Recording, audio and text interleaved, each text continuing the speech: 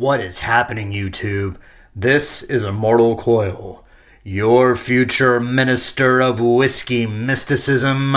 Revolution is my name, and today we're talking Loki. There are times to get savage, and there are times to get spiritual. Loki Season 1, Episode 5, Journey into Mystery, features the appearance of the USS Eldridge. And that, my friends, is quite the rabbit hole to go down. Loki is available on Disney Plus, so go ahead and check that out by whichever means you have access to. And while far finer channels have thoroughly dissected every second of Loki, the purpose of this video is actually to point at the Eldridge and go into some of the high strangeness surrounding it. The USS Eldridge is famous for the Philadelphia experiment. There was a somewhat shitty movie attempt made at the Philadelphia experiment, but the actual high strangeness surrounding it is much more interesting. The United States Navy, in its historical .mil page, has an entry for the Philadelphia experiment, but with the inclusion of words like allegedly and supposedly, the function of that particular page is to poo-poo the what they call an urban myth. Here is what the legends say. In 1942, the United States military was engaged in experiments to disguise the radar signature of its warships. Now, depending on who you ask, there were exotic technologies implemented, including perhaps some Tesla tech. Nikola Tesla being the father of wireless transmission of energy, radio communications, and AC current. He was also considered something of a eccentric and a prototypical mad scientist. Now, the story goes, during the course of this experiment, the USS Eldridge, a destroyer-class vessel, phased out of reality, was gone for a few minutes, and then phased back in to our reality.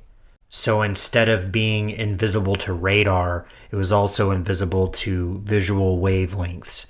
So something like the Romulan cloaking device. Or more accurately, what the Pegasus did in Star Trek The Next Generation, where it phased through matter and it became invisible. Upon its return, inspectors were horrified to see that human beings had materialized half inside of parts of the ship and half outside of ship. So the Philadelphia experiment went down in infamy. And if that wasn't strange enough, there was a gentleman who came up on the internet probably 20 or so years ago by the name of Al Bielek. And Bielek maintains that just before the ship went invisible, he jumped overboard. And instead of landing in the water, he actually landed in 1989. So he basically did a time jump. And then he was kind of an internet, he was kind of like the time traveler guy, John Teeter, but years and years before he was a thing. Now, if you want to get even weirder, years and years later, there was a so-called experiment at Montauk, New York.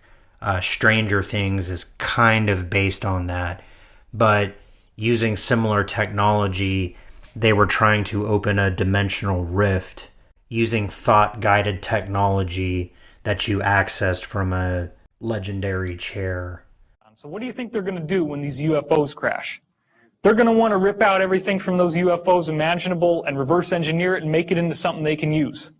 So what's the first thing that they go for? They take out the chair.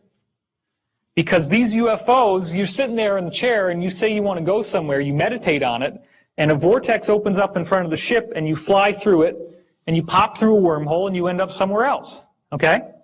So that's what the chair does. The chair is the interface with your consciousness.